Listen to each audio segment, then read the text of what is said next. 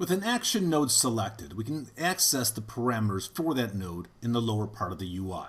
And we can see that action has a wide variety of different parameters you can access by clicking on any of the buttons from the action bin to the media to the object, the source, and the output.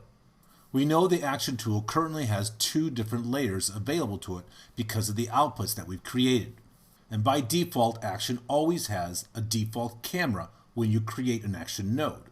If I go to the Object tab, you can see that the default camera is what is currently selected. Besides seeing the default camera's name on this tab, if you look over on the right-hand side, you see this field here that gives you the name of whatever is currently selected. And you see it reads Default Cam. When you're looking at the Connect Effect schematic and the action node is selected, you can start to use the next and previous buttons to navigate through the different objects that you can select within the side of action.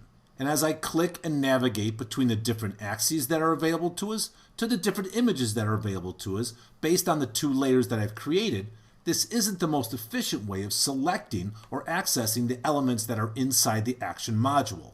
The action node itself has its own schematic, and it's a different type of schematic than what we have for our Connect Effect schematic. The Connect Effect schematic is a flowchart of one element going into another until we finally reach the end result. The action schematic allows you to select and access the different parameters and different elements or objects that you have inside your 3D scene. It also allows you to control how different elements interact and work with each other in the 3D environment. I like to refer to it as stepping in this node. So inside this action node is a full 3D environment, and I want to access the nodes that are inside of here, meaning my two layers and my camera right now. With this Connect Effect schematic activated, I can go over to my view list and I can choose the action schematic. You can also use the escape key as a hotkey.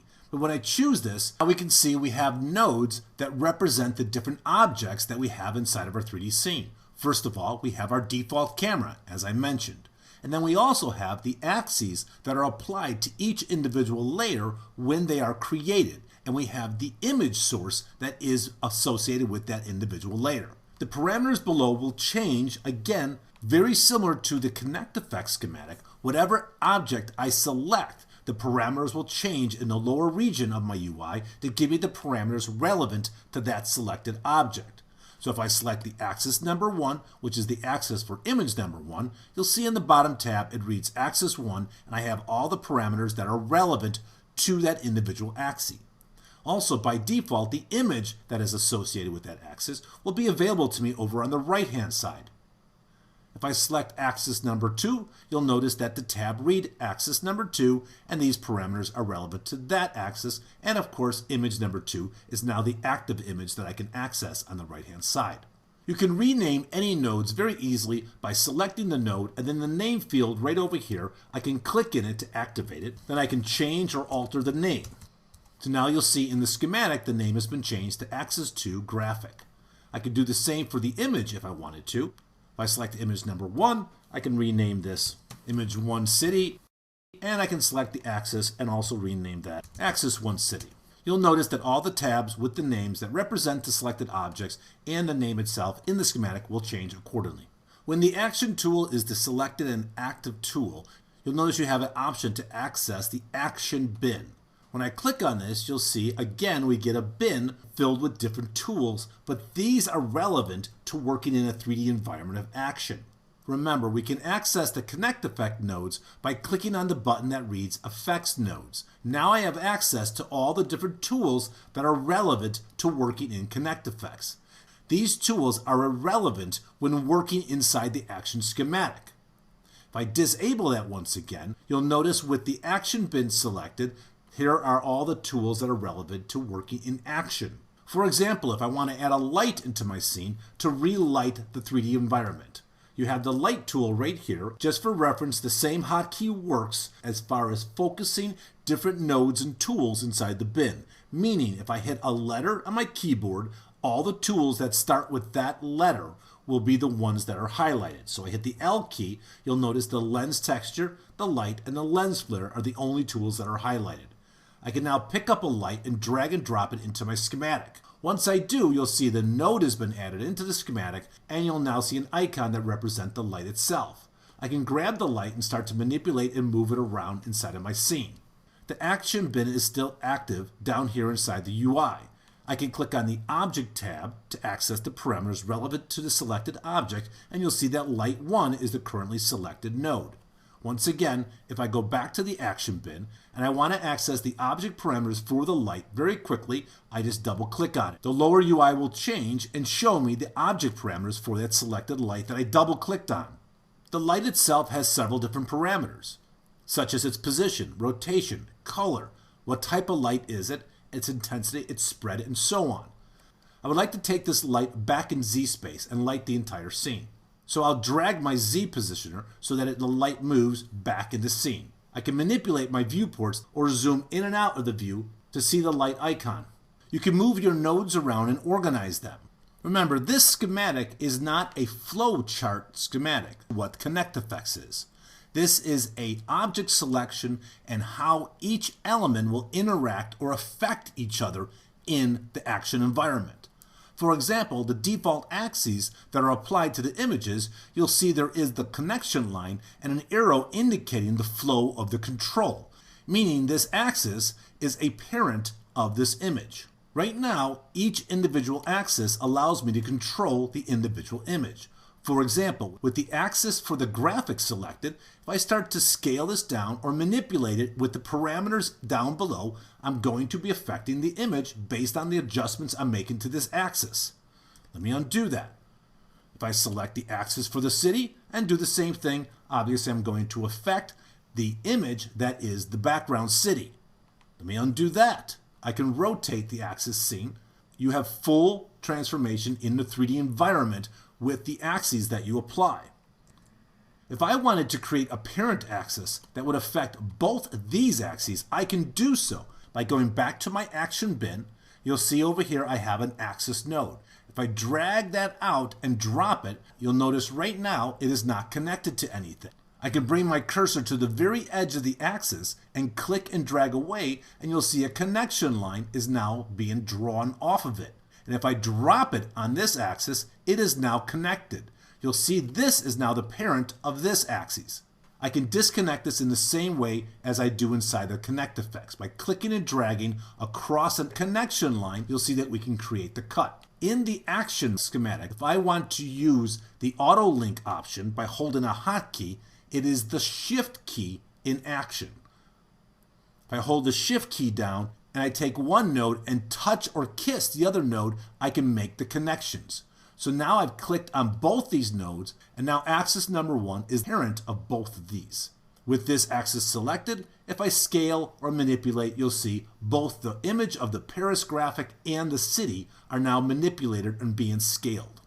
You still have individual control for the different images used on the layers with the original axes that were applied to them. So rotating or scaling those independently is still available. You can also control what images the lights will affect. For example, I've got my light that I've positioned in the Z space, and I want it to only affect the background image, the city scene.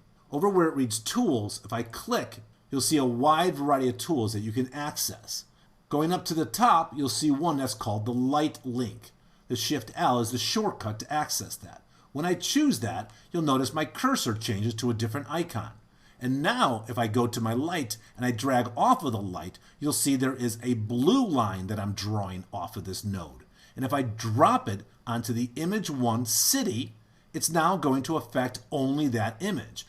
You'll notice immediately the graphic of Paris has become black because there is no light affecting that image. To return back to my Select tool, I go to my Tools and I choose Select or use the shortcut of Shift M. Now if I go back to my node bin, I can locate another light by hitting the L key and take this light and drag this in, and a new light has been added in the scene. So now I have 2 lights. I'll double click on this light's node to access its parameters, and we'll take this in Z space out a little bit. I also want to change the spread of this light, and now you can see the cone shape of the light and how it's going to interact and affect the graphic and the background. Again, I'll take this in Z space and drag this back a little bit here. Then I'll make some more adjustments to the light as far as its position and its rotation. Now I'd like to take the graphic of Paris and move it forward in Z space.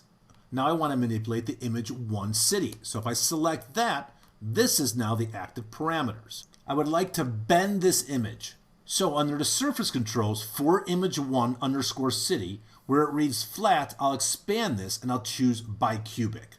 Now you'll see that I receive corner points for the image plus Bezier handles that allow me to manipulate and bend this image. I'll region select all the Bezier handles. And on the parameters below, under the vertices, I'll drag the Z position to a negative value, which in turn bends my image. And then with the axis selected for that image, I will scale it up so that it fills the frame. I'll select light number 2 once again, and I'll position it even further back in Z space.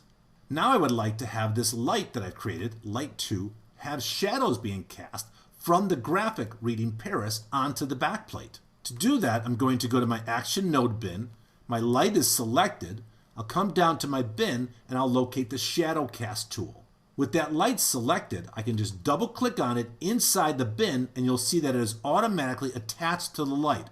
Again, you can see the connection line, showing me that the light is the parent of the Shadow Cast.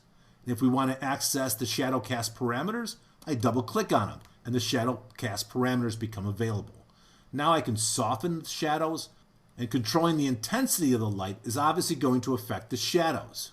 Now if I select the light and start to manipulate and move it around in 3D space, you can see how the shadows are being cast on the backplate. I'd like to animate my camera to move, so I need to select the camera. So I click on my camera node, and the camera parameters become available to me. I'll turn on the Auto Key option down here in the lower right corner. This means any parameters I change will create keyframes. At the first frame, I'm going to adjust my X for the eye to approximately 300. And then I'll jump to the last frame using the last frame button by the playback controls, and I'll reposition the X for the eye to be a negative 300. So now I've animated my camera to move over these frames. With my action schematic selected, I'd like to switch this view to be an overview or top view, looking down on my scene. So for my view menu, I'll go to my Action 3D Views, and from the pop-up, I'll choose the top view. I'll zoom out using the zoom percentage slider, and now we can see a representation of the background that I bent because it's a bicubic. You can see the different icons for the lights, and you can see the icon for the camera. And as I scrub, you can see the animation for the X value of the eye that I created.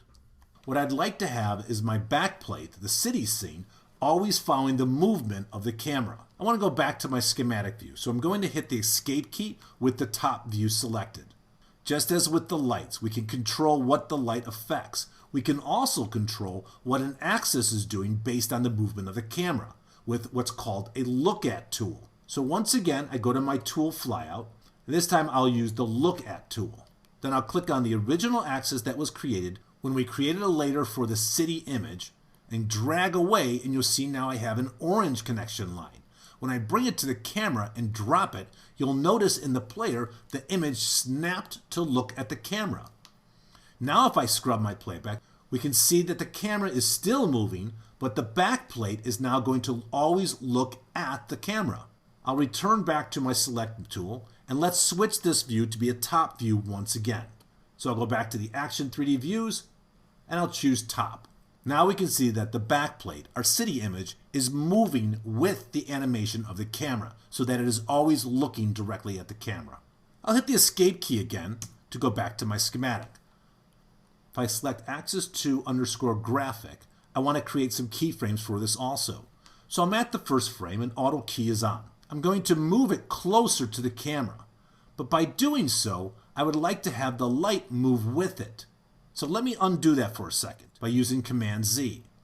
Now, if I click off the axis that is for the graphic and drag that to the light and release it, you'll notice the light changed its position because now this axis is going to be apparent to the light.